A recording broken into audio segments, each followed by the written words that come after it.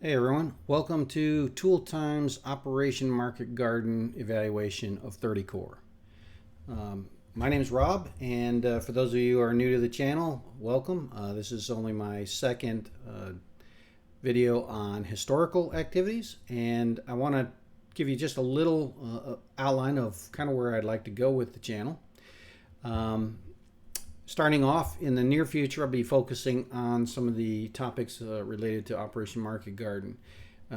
The impetus for this was some work done by Tick History. Lewis did a series of very good videos on Market Garden, and he addresses some interesting new, or I won't say new, interesting narratives, but he has a different take on some of the existing narratives, and so it got me engaged in learning more about the topic.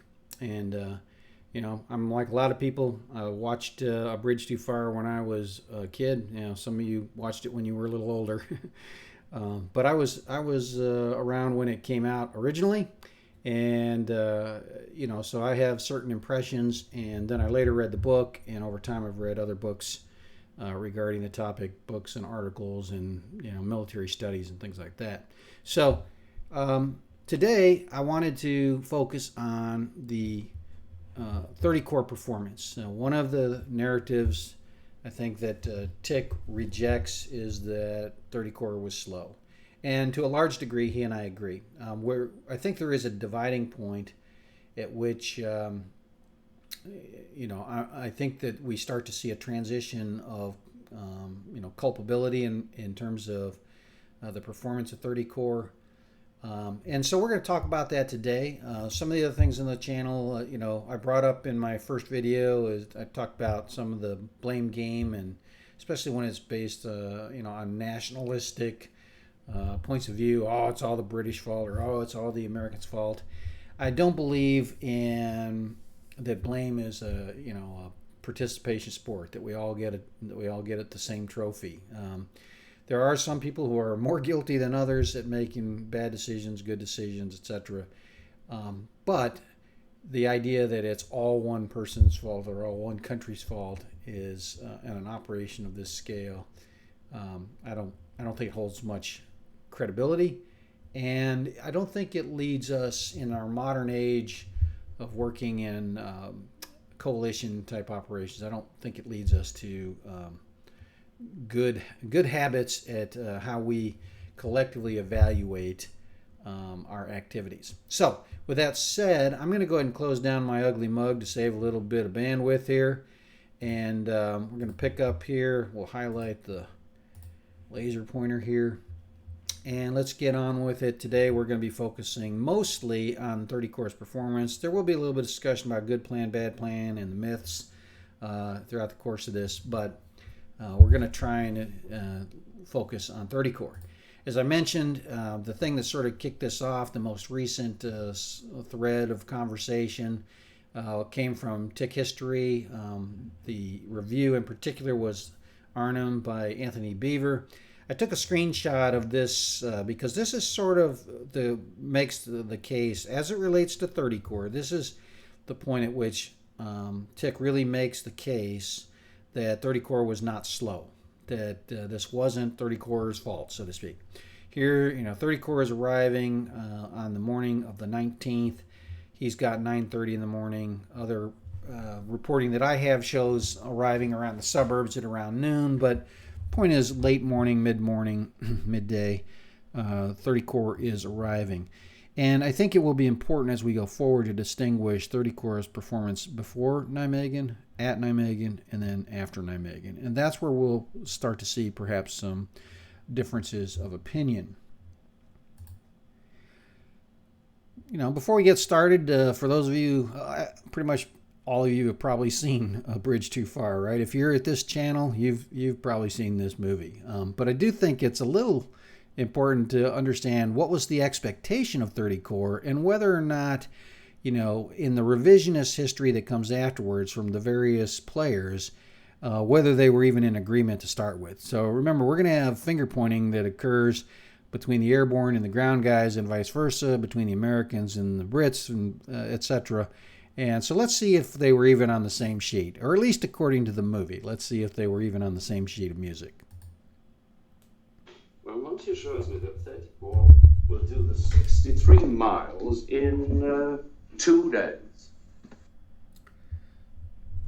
Okay, 63 miles in 2 days. Well, that's good, but how does the ground force view this situation? Let's take a look at that.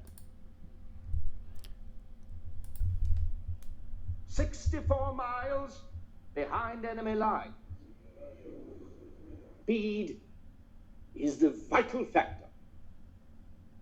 The plan is to reach Eindhoven in 2 to 3 hours and Arnhem in 2 to 3 days.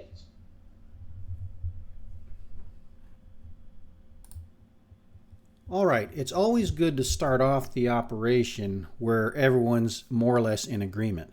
Now, whether or not the 101st was expected to link up at Eindhoven in 2 to 3 hours, maybe Browning didn't convey that message, but at least they all agreed that Arnhem was in 2 to 3 days. Now, in a minute, we're going to talk about, how realistic this threshold is and some of the considerations of 2 to 3. How did they come up with 2 to 3? But for now, at least we start off with the ground and air components in agreement over what the expectation is.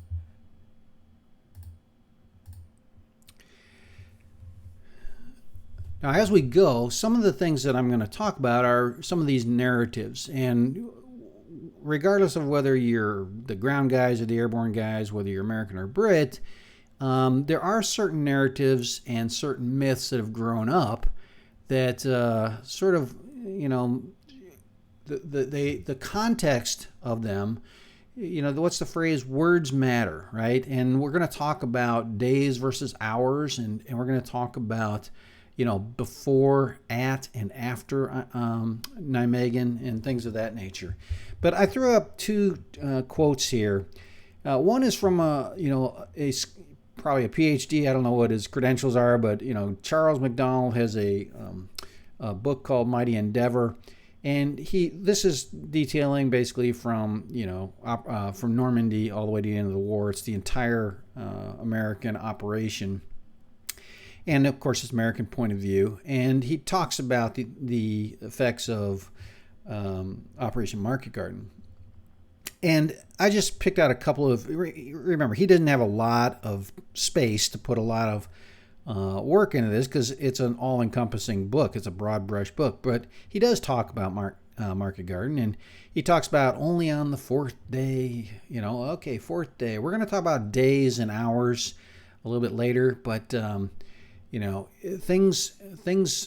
it sounds a lot worse if something occurs on the 4th day than if it occurs on the 3rd day, right?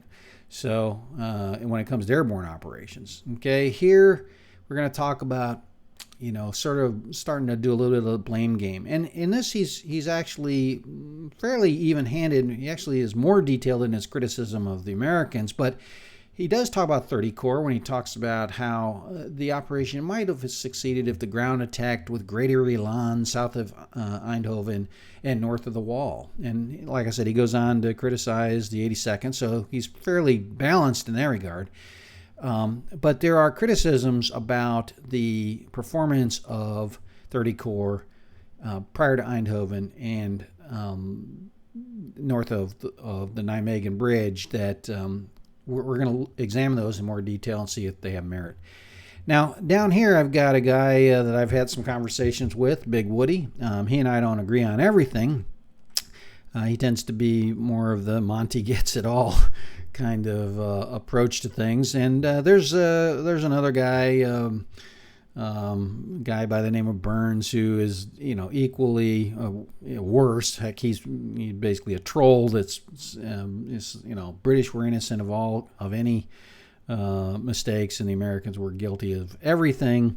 This is kind of that nationalistic thing, and one of the things that I want to be careful of is that anytime that we want to make a point, we tend to want to cherry pick our arguments, and this is sort of something I think we need to be careful about. I've highlighted something here because I think we're going to show, for example, that you have to look at things in a more holistic view to evaluate, fairly and objectively where the problems were, where they occurred, who was responsible, etc.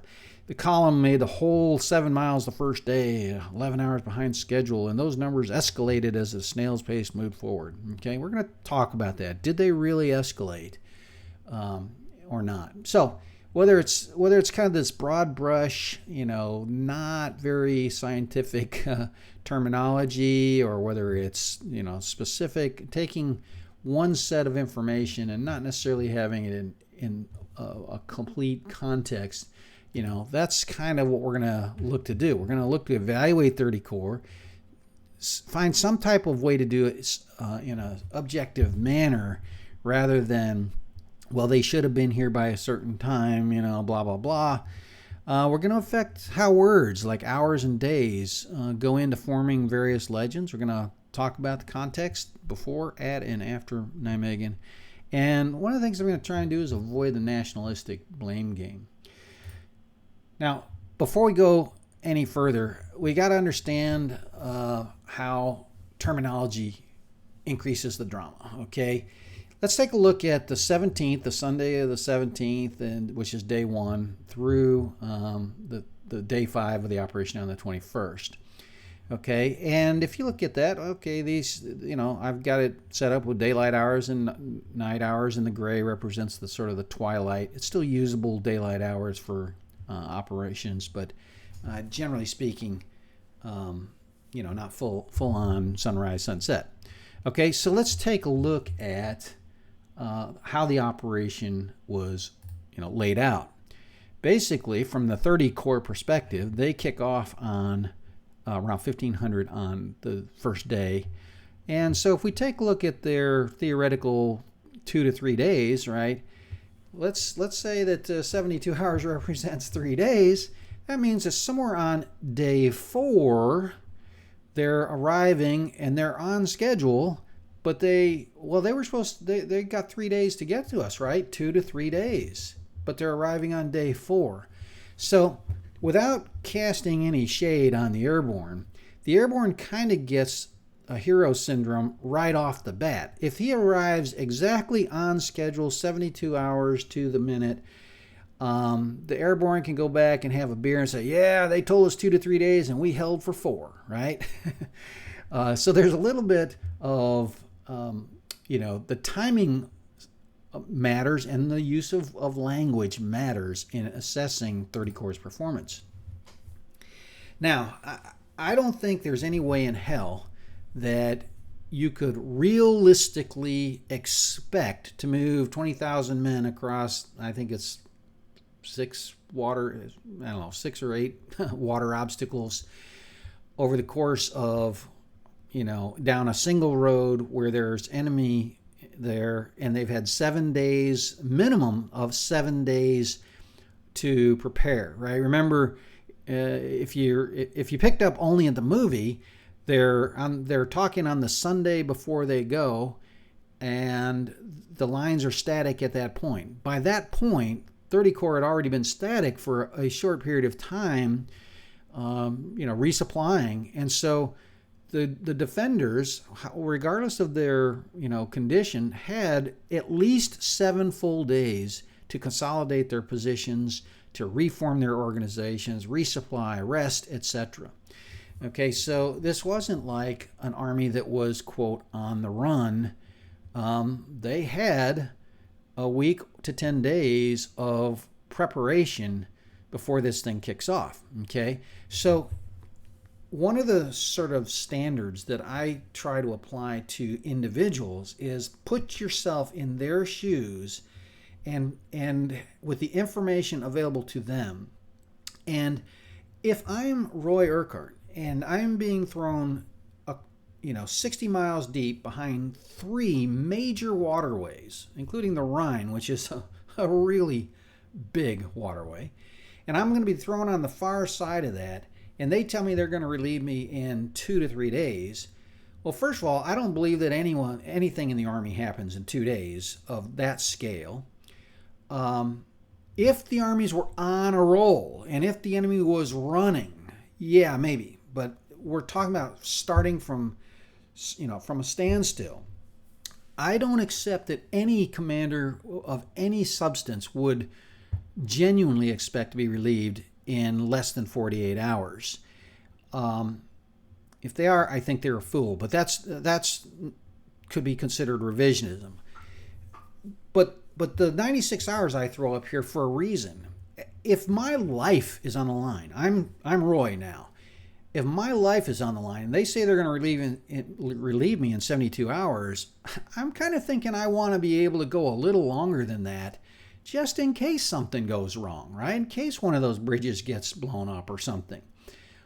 So when it comes to my planning and expectations, etc., if I'm not planning for 96 hours and even beyond that a little bit, maybe another 24-hour window, then I think I'm probably pretty derelict in my duties as a commander. But we're going to hold 30 Corps to the 72 hours for this, understanding that it is completely reasonable to think that it might go a little longer. Now, the other thing to consider is the time of day and the use of daylight. And we're going to touch on this a little bit, but remember, if we had started our clock in a different set of sequence, if you look right here, at the end of 72, or at the end of day 3, when we get to this point right here, we've had 3 full days of light and 2 nighttime periods to work on. And we're going to come back to this. Whereas if we start here and go out to the 72-hour mark or whatever, we've got 3 night periods built in. So we're going to talk about how the sequencing of events actually skews the expectations and the capabilities of 30 Corps. So I talked about setting a realistic benchmark or an objective standard, right? How are we going to do that? Well, in the movie, Horrocks was at a village called Leopoldsburg, which is that's where his headquarters was, about 83 miles from Arnhem. About 10 miles further up the road is a town called Pelt, was just behind the forward line of troops, just south of the Belgian border. And then Lommel, which effectively represented the forward line of troops. And remember, they said 63 miles, 64 miles. So we're going to say that the Belgian border is, probably the forward line of troops. But remember, just because the forward line of troops is that forward, the bulk of 30 Corps is not right up on the line all at once. So I'm going to use Pelt as sort of the center of mass for a simple reason. 72 miles, it's a harder standard, right? They have to go further. In the movie, they said, hey, they only got to go 63, 64 miles. I'm going to hold 30 Corps to a 72-mile standard. They got to get 72 miles into this, and they got 72 hours, and coincidentally, that works out to be 1 mile per hour. And as an Aggie, that kind of works for me. I like stuff that's easy to compute. Now, we know that 30 Corps is not going to actually drive 1 mile per hour for 72 hours, and we know that there are other things that come into play. Obviously, they're going to make more progress in the daytime than they do at nighttime.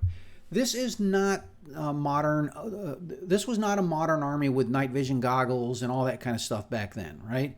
The reality is, in World War II, although you can find examples of forward night operation, forward movement, obviously it was a big war. There were examples of night operations that took ground. The reality is, this is not. The conduct of operations, offensive operations in 1944 was you attack during the day, you secure your position at night, you rest, you resupply, you prepare for the next morning, and then you do it all again the next day. Did some of those operations begin before daylight started? Yes. Did some of them end after daylight? Did some of them go all the way through the night? Yes. Okay, that has nothing to do with reasonable expectation for an operation. Remember, this is not FOB operations. This is not forward operating base in Iraq or Afghanistan where half your guys are awake in the day, half your guys are awake at night, and you're doing patrols 24/7. This is the entire 30 Corps moving itself forward with all of its logistics, etc. Every person being awake to move their equipment and supplies forward 72 miles. So the simple fact is nighttime is going to be a time of rest and resupply. So you're going to make better progress in the day. You're going to make little or no progress at night.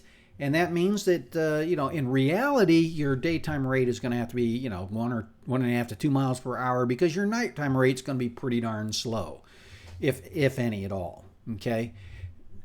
For our purposes, we're going to hold to the 1 mile per hour, and we're going to lay that timeline out so that you can see in detail, and we can hold them to a very objective standard by doing that. You'll see what I mean. Now, am I smoking dope? Right? According to my little scenario here, 1 mile per hour, guess what? That works out to be 24 miles per day. That's pretty good. Well, in World War II, there were examples of 50 miles in a day, right? There were other examples where they didn't go a mile in a day. So is it realistic? Well, let's take a look at a modern example.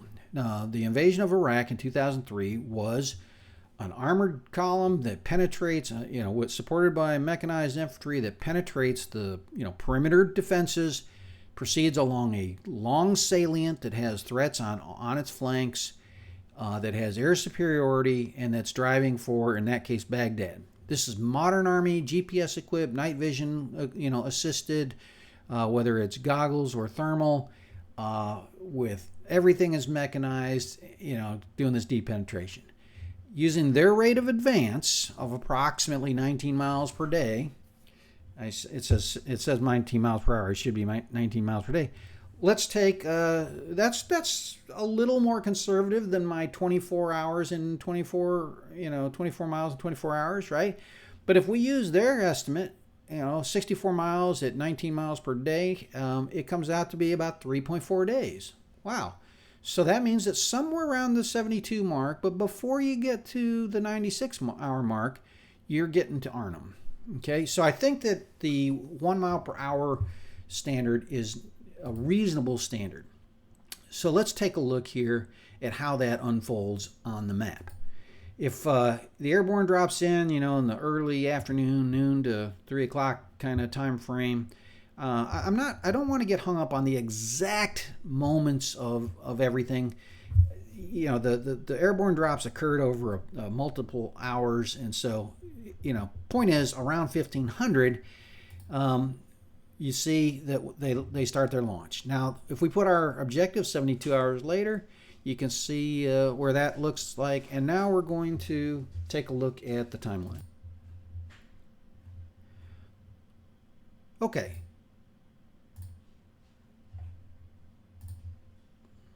Day 2, we're expecting to see some supplemental drops. Day 3, the Polish will go in. And now let's take a look at the 30 Corps timeline as reported in the movie. Okay, now I'm not going to get into the detailed sync matrix. That's way beyond the scope of this. The two benchmarks we have is Eindhoven in 2 to 3 hours and Arnhem in 2 to 3 days. Wow. Okay, so it gives us a lot of flexibility. About the only thing that we can evaluate is, did they get to Eindhoven on time? And then did they relieve them on time? Okay, so let's take a look at how this unfolds. If we apply our 1 mile per hour benchmark, and instead of looking at towns, let's look at the major waterways, the Sonnebridge, the Domel, the village of Vigal with its 2 water crossings, including the Aar River, the Grave Bridge, the Maas Canal, which has 4 different options, the Hooyman Bridge being the most notable one, the Nijmegen Bridge, and then the Arnhem Bridge. So the yellow indicates the various bridges, and if we lay them out, remember the Somme Bridge is 20 miles down the road, okay, and Arnhem is 64 to 72, okay. Now, I'm going to mix and match a little. Let's assume now that we're at the front line here on Belgium, so we have 64 miles to go, and I'm going to give them 72 hours from that point, but it doesn't substantially change the math of anything. So whether you use 64-hour miles and 64 hours or give them the whole 3 days, the point is if they meet the 72-hour benchmark, in my opinion, even though they only went 64 miles, they're good to go. Okay, so that's how we're going to evaluate it. We're going to use the 1 mile per hour as a general concept, and as long as they get to Arnhem by 72 hours, they're good to go. So now let's take, what's the difference between my way of looking at it and their way, so to speak. I'm going to suggest that nighttime kind of comes into play. Now remember, I talked about the fact that we're not doing operations at night, and yet here I have them securing the bridge and getting over the Aa River in the middle of the night. Here they are relieving Arnhem, so they had to drive from Nijmegen to Arnhem in the middle of the night. And I just said we're not going to do night operations. Remember, this timeline represents if they were driving 1 mile per hour steadily along the road, this is where they would be, and this is where they would arrive. The reality is they're going to do more during the day and less at night. And so these actual times, we're going to take a look at the actual events in a minute. They're not going to look like this, right? But the question will be, are any of the key events lined up? Are we always behind? If this is the 1 hour, is the Son Bridge, do we actually get to the Son Bridge here? And we get to the Dome Mill here and the Vigel here, right? Are we anywhere close to this timeline? And most importantly, do we get to Arnhem by this point right here?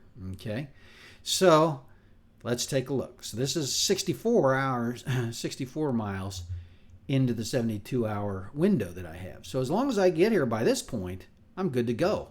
But if I go 1 mile per hour, I should get here early in the morning of September 20th.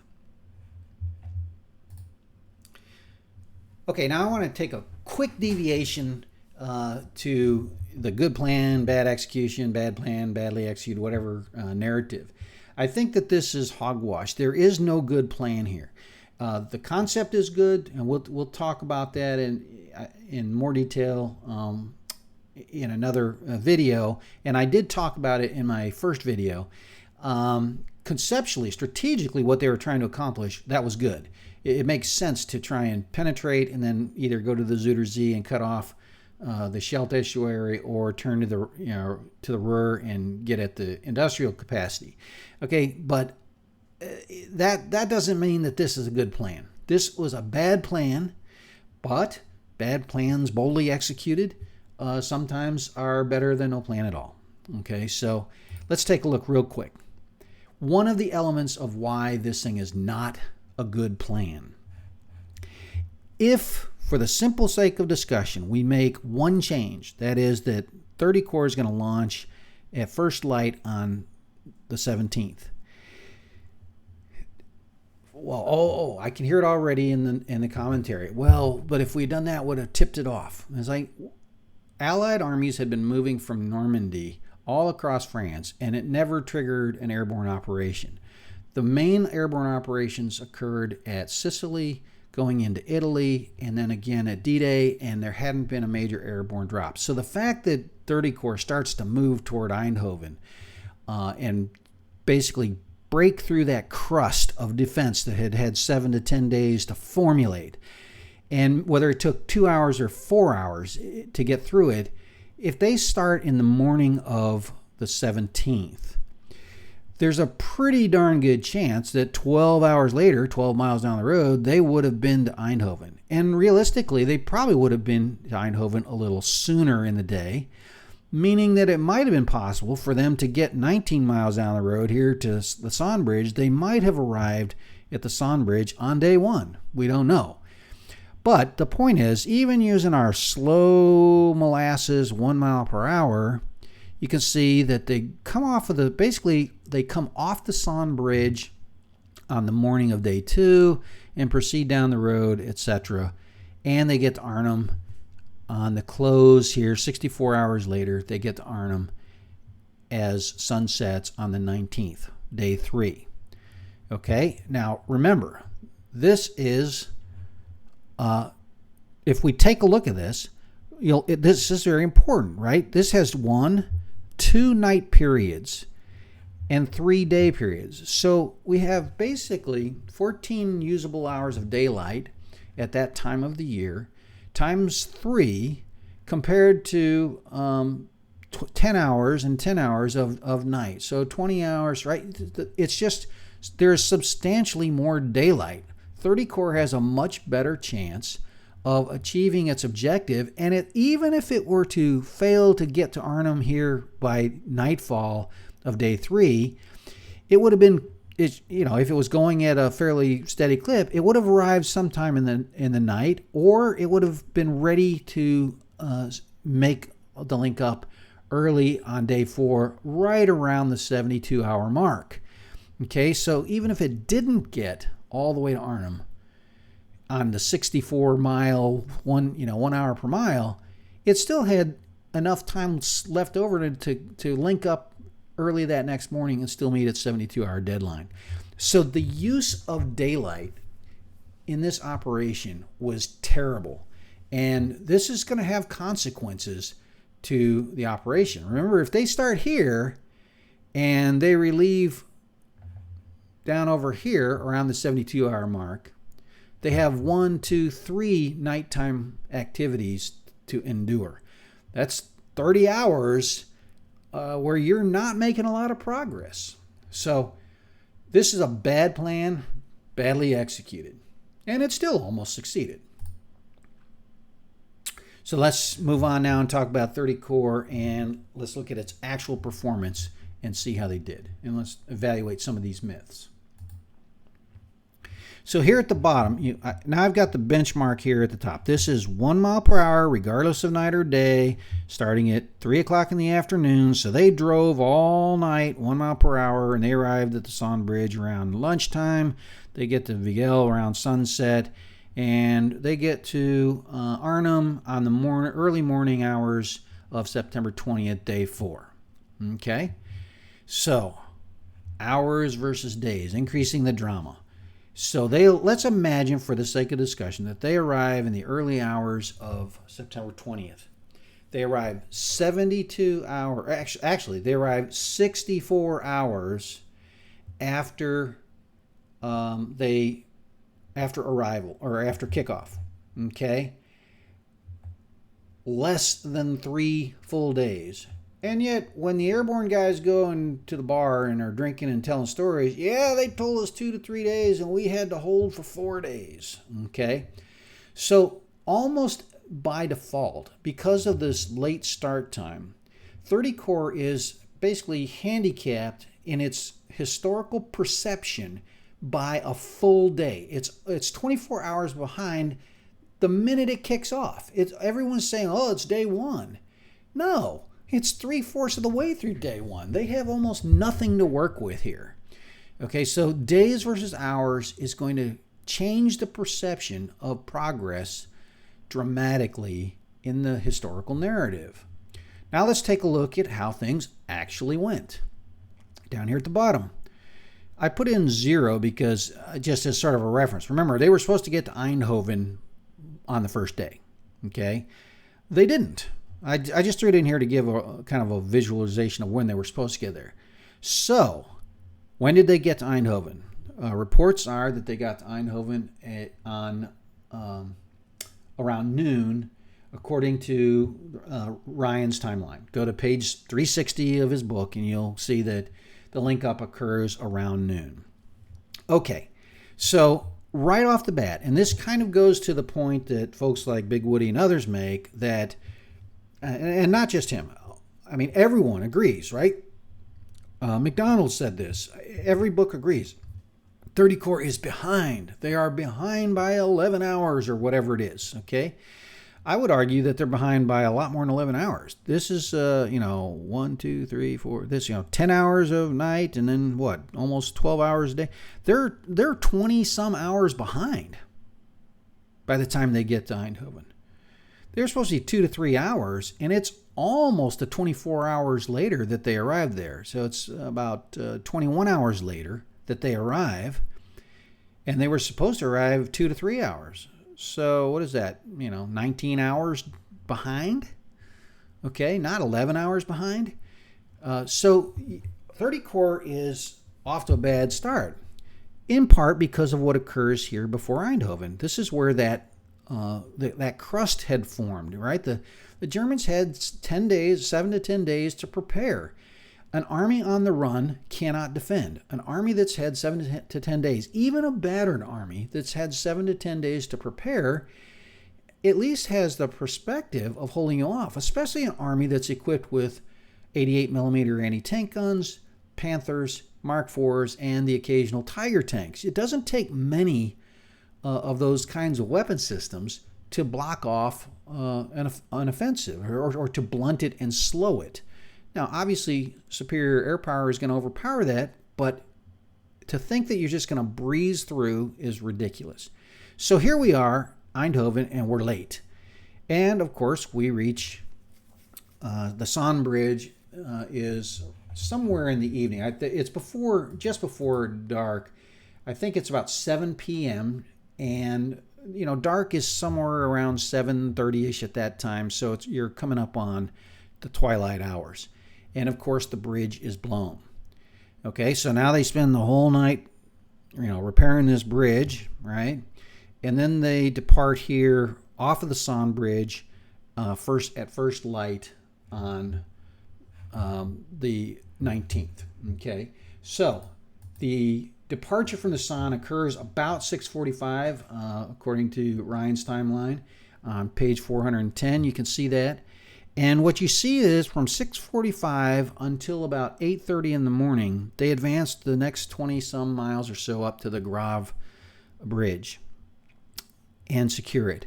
And then somewhere between 8:30 and about noon, remember in this picture I showed you at the beginning, Tick claims they arrived at Nijmegen at 9:30.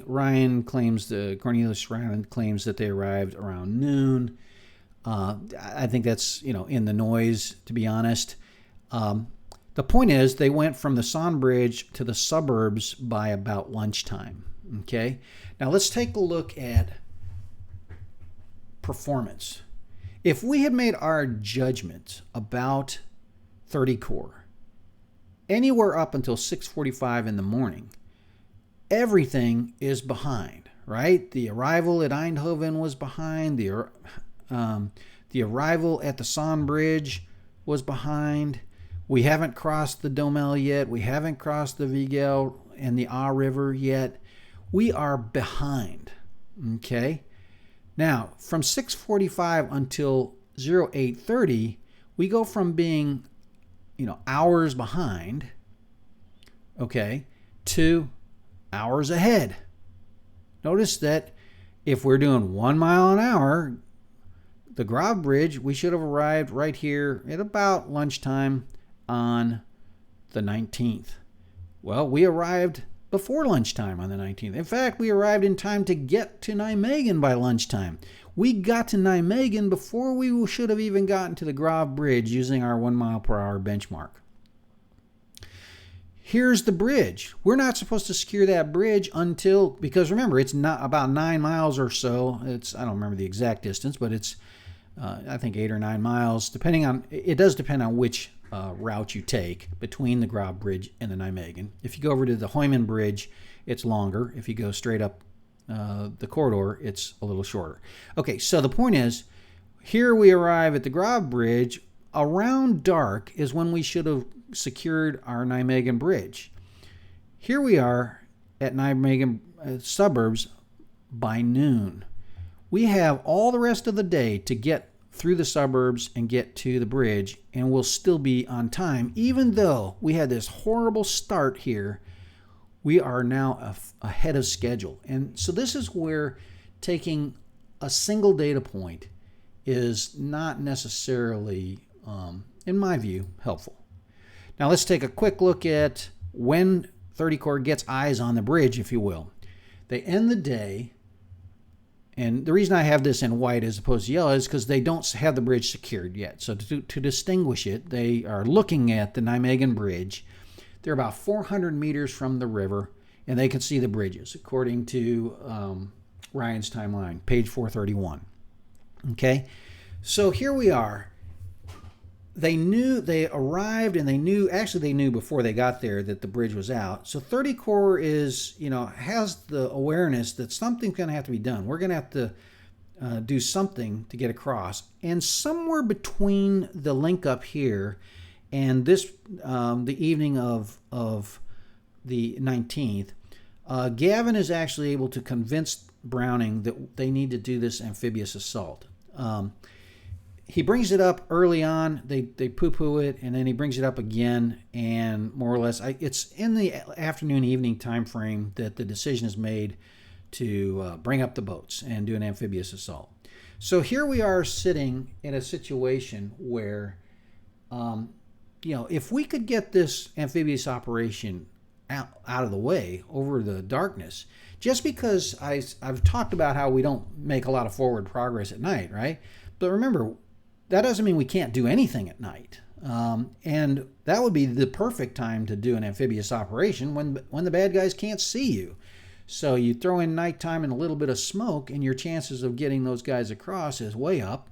And let's assume that we go from there. If we can kick off at 7 o'clock and then continue our paltry 1 mile per hour pace, guess where we arrive at the 72-hour mark? We arrive at Arnhem. Okay, so here at this point, we're looking at the bridges.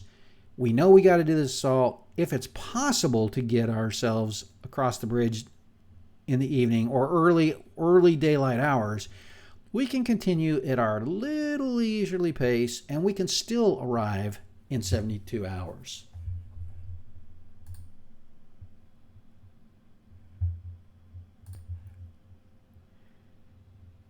Okay, so what really happened? Well, actually, the assault takes place at about 1500 on the day of the 20th, day 4. Okay, now the movie would have you believe that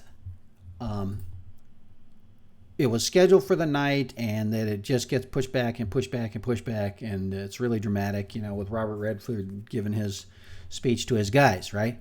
Now, the book indicates a more precise 1300 time frame. Anyone who's been in the Army knows they probably were told, hey, it's going to happen here, and hey, it's going to happen here. And it finally did happen at 1500. So whether that's kind of beside the point, except that it does build a drama for the movie. The reality is, they had troubles getting those boats forward, and as a consequence, they didn't make the assault until about 3 o'clock. Or 72 hours into the operation. So we blew by our chance to cross the river and launch out and do our 1 mile per hour. Now we're starting to go in, and now let's go back to that. Put yourself in Roy's, put yourself in Roy's position pre-execution. This is where that 96-hour window starts to become important, right?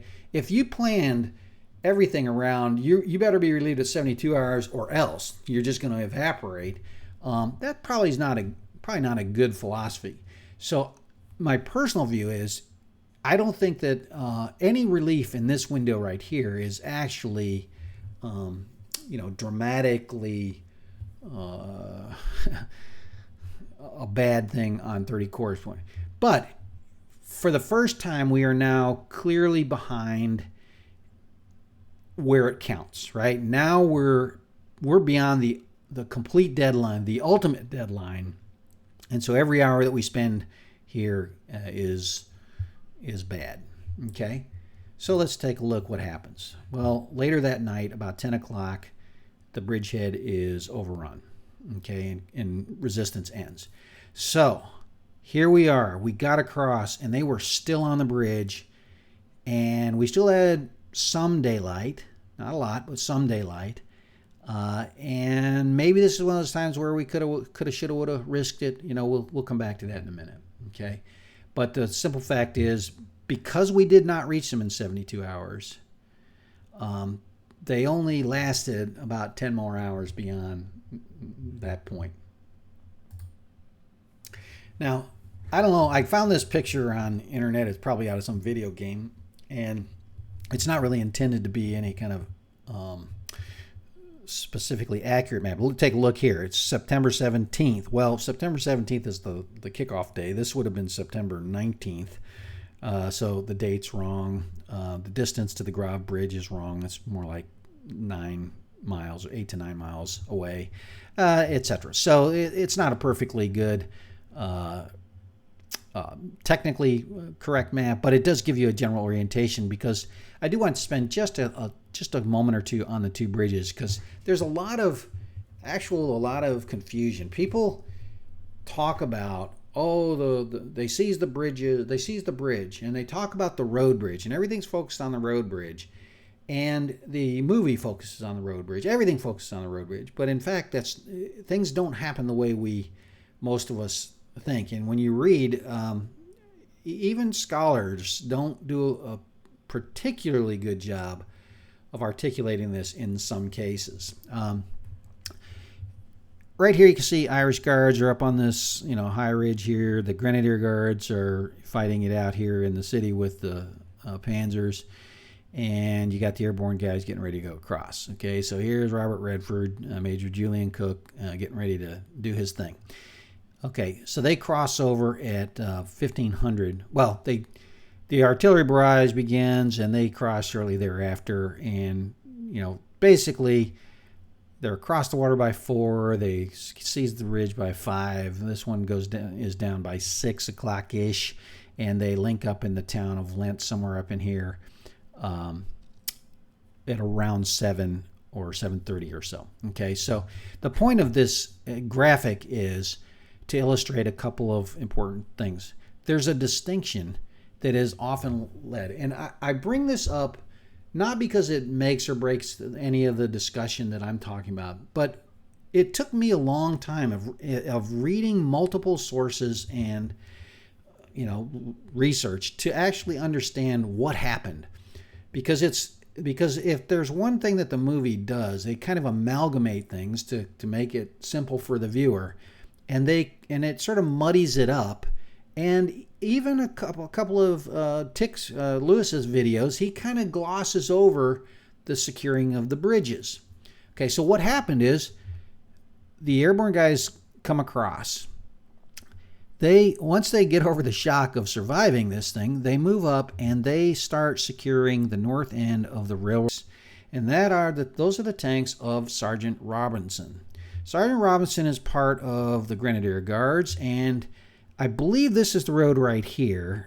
When you look at Google Maps and you look at the road structures change a little bit, but there was a roundabout right about in here. And just to the west, down the escarpment, is a group of defenders, and basically they drive around them to the southeast and then come back up on the far side, and the 4 or 5 tanks under Robinson's in his section cross the bridge, and they secure the bridge without any assistance from the Airborne. Now I say without any assistance. The mere presence of Americans here had begun to loosen. The Harmel reports in Robert Kershaw's book. Harmel is quoted as basically saying that the Germans were seeing the Americans on the north side, seeing that the railroad bridge had fallen, started to fall back. So even though the 82nd Airborne didn't get on this bridge, they actually link up right about in here somewhere. Their presence did loosen the grip of the Germans on the bridge, and it's hard to evaluate. Were there people on the bridge that ran off the bridge and ran toward Arnhem because they saw this stuff going on? That's hard to evaluate. But the point is, the actual coup de main of the bridge was done by British tanks and British tanks alone, and this is going to be kind of important in evaluating 30 Corps as we go forward. So real quick, I want to show you the two bridges and just kind of highlight the difference. This is the one that you see in the movie, and this is the big bridge. And the reason it was desired is because it was a paved bridge and all forms of traffic could cross it. It was larger. Notice the elevation starts right here. Well, that's right about here. This is a 650 meter of elevation. any portion of which, if they had dropped it, would have been catastrophic. And the Germans that were defending were basically right in here, down off of this escarpment, and I think that's the right word. They were over in this area here, and so they weren't on the bridge. They weren't up here blocking the bridge. And this is kind of important if we want to start to evaluate it. There's an exit ramp. Basically, as you come off the bridge over here, they come down the road, around, and they get up on this bridge, this side, and the bad guys are right up in this area right here. Okay, so if the bridge could be seized by coup de main of tanks alone with no infantry support at more or less 5, 6 o'clock in the evening on the 19th, or 20th, what breakdown occurred that the British and U.S. Airborne guys had not reconned this bridge? They might have been able to get across this bridge much earlier in the day. We'll never know. Maybe they were physically defending that bridge until just a few minutes, but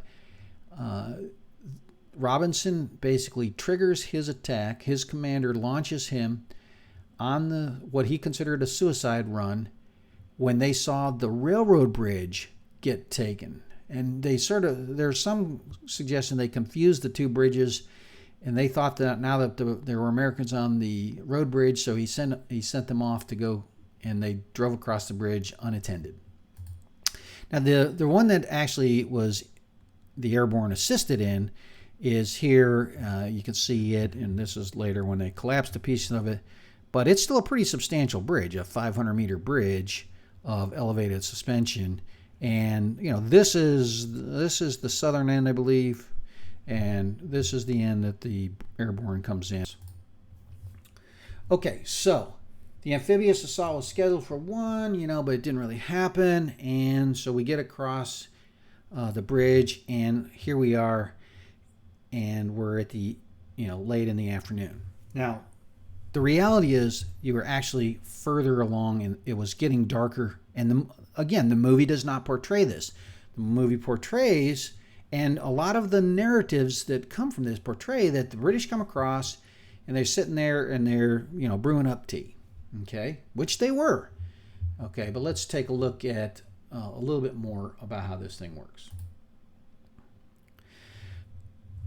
So let's sort of do a little bit of blame game now. You got the blue bracket here of where I think American blame is, more or less 100%.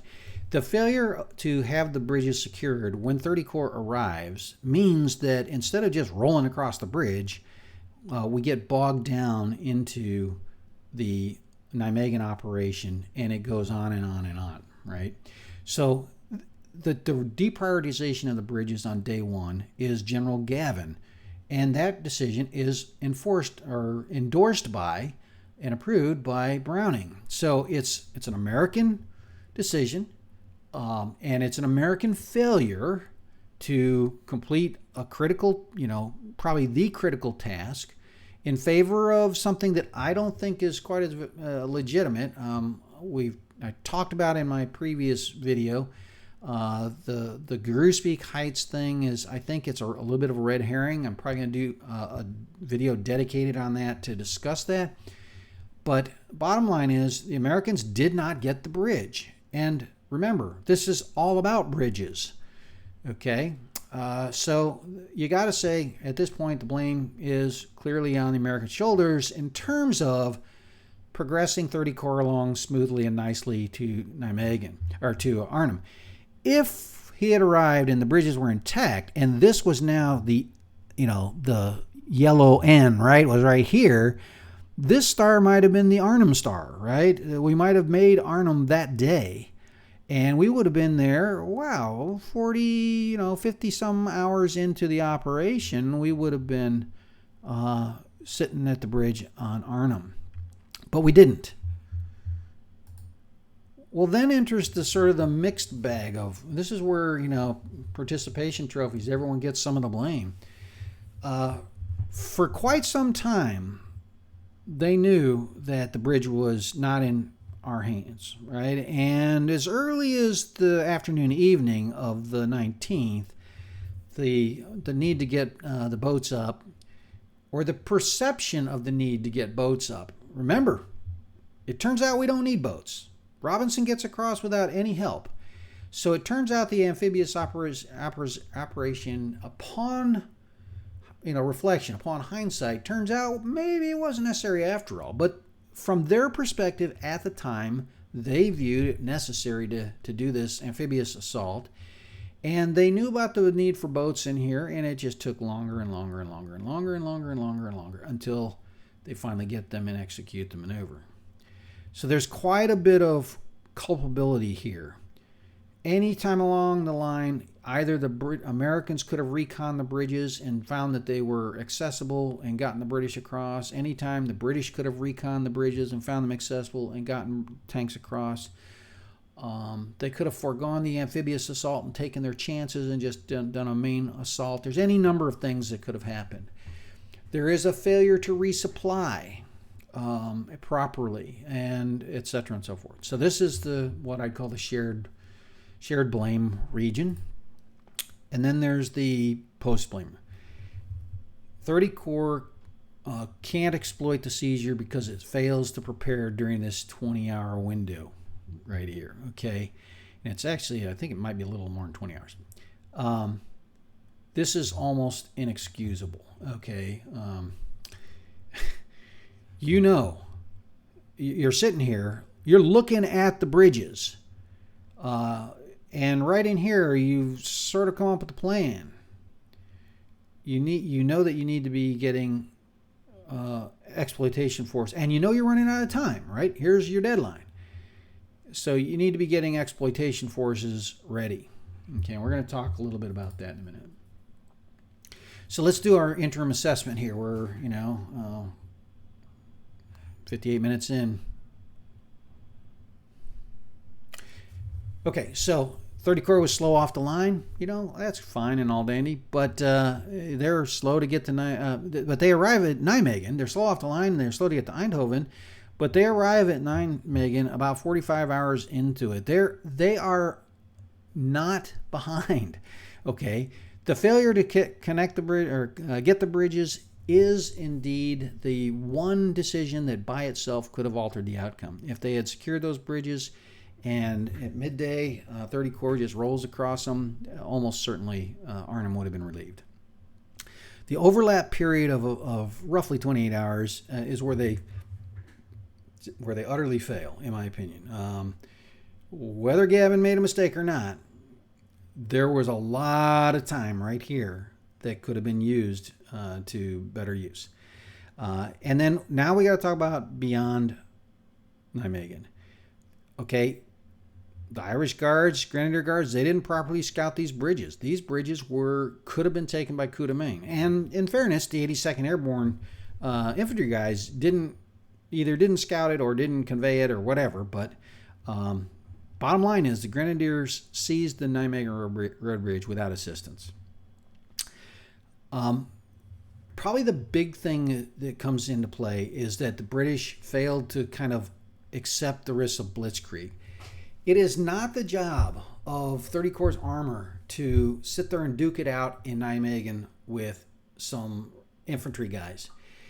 It's their job to push through it, and they might take casualties in the process, but to push through it, just like Robinson's 4 tanks were able to race the gauntlet and get across the bridges and get to Arnhem. Imagine if a dozen or so tanks had reached Arnhem and could marry up with the British airborne infantry types. You would have a combined arms force there that had air support and shortly after would have had artillery support, and it would have been up to the 82nd and other components of 30 Corps to mop up the mess. Blitzkrieg is about bypassing the local fight and pushing deep and leaving someone else to clean up the mess, and they didn't do it. You only hear about the tanks that come off of the road bridge under Robinson, and that's not sufficient for a follow-up, plain and simple. And as a consequence, they lose control of the bridge around 2200 that night without being relieved. Now, a couple of myths. Got a few more slides here, and then we'll be done. we're going to look at some of these things that were they slow, and the deprioritization. We're going to quickly look at the undercut Americans diverting supplies as the reason, and the 4 days, and the British stop to drink and all that sort of stuff. So let's take a quick look here. Bottom line, were they slow?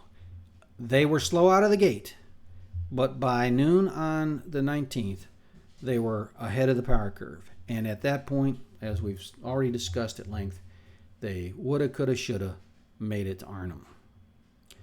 Oh well. Now let's talk a little bit about the myth of the diverted supplies, right? There's people who make the claim that, Horrocks and Dempsey were aware of the problems of moving on, but the problems of supply were immense, short of gasoline and ammunition. Okay. The people who make the claim that Eisenhower, Bradley, and Hodges are to blame are full of crap. That's an operational thing. If 30 Corps had gotten to the Rhine and then Dempsey's army was unable to exploit it because they didn't have supplies that Hodges gave the Patton, okay, you could make the case then that American supplies were the issue. The problem was inside the corridor, trying to supply 30 Corps along a tactical MSR, main supply route. This has absolutely nothing to do with Americans diverting support to General Patton. They were looking at the bridge. They were 400 meters away from it. 20 hours prior, it's like they had all night and most of the next day to get those tanks ready to go. And this business, this theory that somehow the tanks had to resupply after firing all their ordnance is nonsense. You have your tanks, your Irish Guard and your Grenadier Guards that are your exploitation folks set up. You load them up with their combat loads, you put fuel in them, and then you put a truck beside them with a guy in the truck and another guy standing on the tank, and you put a bunch of smoke rounds on that truck. And when it comes time to launch that smoke, the guy on the truck hands a round over to the guy on the tank, who hands it to the gunner, to the loader, who sticks it in, and the gunner shoots it. And you repeat that process 12, 14, 20 times, however many shells you got sitting on the truck. Okay? Meanwhile, your combat load is in the ready rack. Your tank is fully loaded. Okay? And so as soon as the boats start to approach the far shore, you can't be shooting on the smoke on them anyway. At that point, whether you're the Irish Guard or the Grenadier Guards, as soon as the airborne assault is clearly going to land on the far beach, you mount up and you move toward the bridges. This business that they had to cross over and then spend the night refueling and resupplying because they expended their ordnance supporting the crossing is horseshit.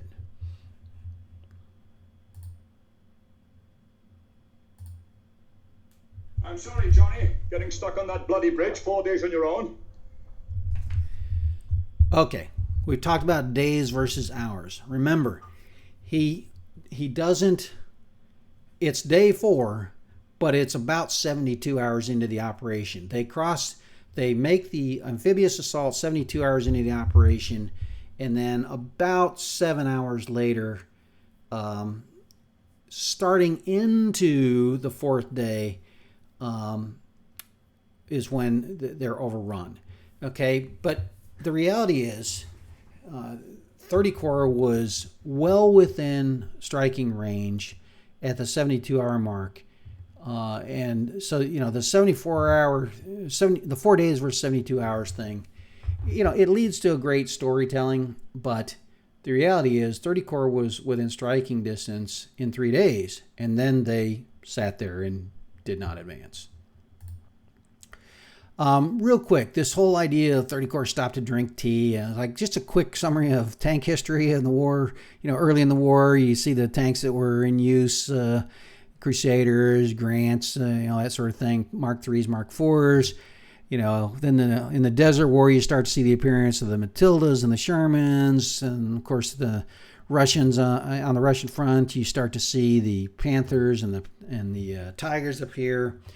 Okay, and okay, somewhere in there, the British bring on their Fireflies, which is an upgunned version of the Sherman. And these are the tanks that would have been in play in the Nijmegen Arnhem area.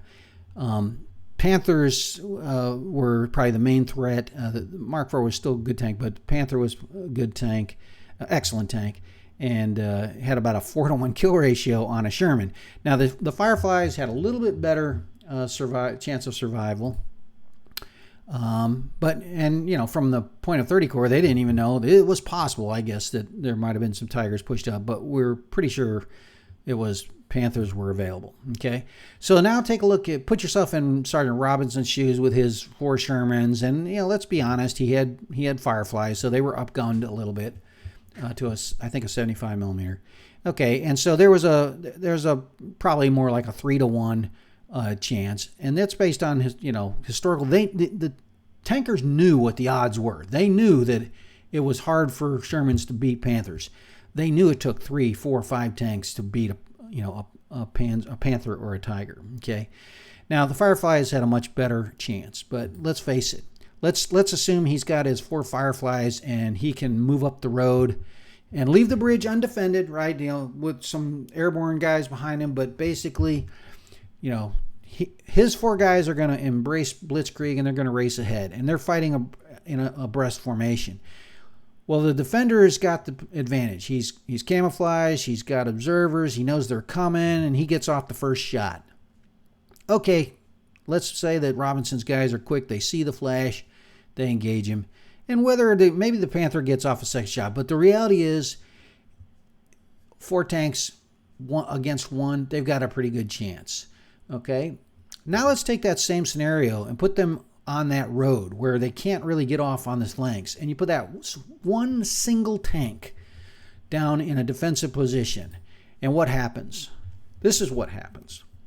Okay, so the idea that 4 tanks can rush ahead willy-nilly is ludicrous, and the idea that Nijmegen, that the Nijmegen-Arnhem Road was, basically empty, is baloney. I mean, all of the forces on the north side of the Wall River, all the German forces were falling back along that road. There were tanks attacking the bridge ahead at Arnhem. They knew there were tanks up ahead. So this idea that 4 tanks were going to rush off is crazy. Now, the mistake or the criticism is there shouldn't have been 4 tanks there. There should have been 16 tanks there or 30 tanks there, whatever. But there weren't. There were 4 tanks. So, quick summary. 30 Corps. They were delayed at the Somme Bridge. And if you look at the delays getting to Eindhoven and the delay at the Somme Bridge, collectively, those 2 things might have, if they had gone smoothly, collectively, those things might have resulted in a better outcome. But the enemy does get a vote. We got to remember that, okay? And the bridge, they executed the bridge rebuild plan pretty well, and off they were. And by noon of the 19th, day 3, really day 2.5, they were on schedule. They were back on schedule. So this 36-hour delay, it really was, first of all, it wasn't 36 hours at that point. But the point is, the delay was largely attributable to the failure to seize the bridge. They deprioritized the bridge. And the consequence was that one decision by itself might have changed it. So they start throwing around this 36-hour narrative. They weren't 36 hours behind. Even when they left the Somme Bridge, they weren't 36 hours behind. And by noon of that day, they were ahead of schedule. Okay, 30 Corps was. And then they, dither about, and it takes them, about 28 hours or so from the point that they arrive at the outskirts of Nijmegen to get across the bridge, and then they don't progress quickly up the road. So initial progress was slow, okay, but it was made good by midday on the 19th, day 3. And the problem was in securing the bridges They got help from the 82nd on the railroad bridge, but they didn't need help on the road bridge. So this is where there's some legitimate criticism of 30 Corps and 82nd for not providing perhaps reconnaissance, but neither one of those forces did a proper recon of those bridges. And imagine if while the amphibious attack was going off at 3 o'clock in the afternoon and distracting everyone, if the Grenadier Guards had rushed 16 tanks across the gauntlet that Robinson's guys took, and they rolled up on an unoccupied bridge, they could have been across the bridge by 3:30, and they still would have had about 4 hours of daylight with 16 tanks ready to go, right? So there's some real criticism here that's valid, that they didn't recon the bridge. They didn't know what was in front of them, and as a result, they didn't exploit it. When they did exploit it, they only sent 4. This is that blitzkrieg mentality. The Grenadier Guard commander who sent those 4 tanks should have sent his whole damn unit. He should have disengaged and said, run like hell to the bridge. Drive like hell to the bridge. Get across it. And if he had gotten across with 8, 10, 12 tanks out of his 16, he would have had enough forces. And you leave Nijmegen to the grunts. Okay, so this... And the Irish Guards, as soon as they finished firing their smoke, they should have been dismounting that ridge and headed down toward the railroad bridge and doing the exact same thing. So there's quite a bit of legitimate, the way it was handled, the exploitation phase, that really, in all honesty, falls completely on 30 Corps. Now, as I said with 82nd Airborne and Gavin, this is the last decision in a long list of bad decisions, right? That results in a failure, okay? But the failure to prepare for that exploitation using that 20-hour delay and getting the tanks refueled and rearmed and a stash of smoke shells ready and that sort of stuff, that's any chance of redeeming the Nijmegen Bridge fiasco was squandered. All right, so wrapping this up, this went a little longer than I intended, but I talked too much. Hope you got something out of it. Tried to look at things from maybe a little different perspective. Put yourself in Sergeant Robinson's shoes with his 4 tanks and driving down that road as dark approaches, and the possibility that 1 or more Panthers is up the road, and you might not think that that's such a good idea, and you might be okay with what you're doing. I think in his book he actually feels they should have made the push. But the point is,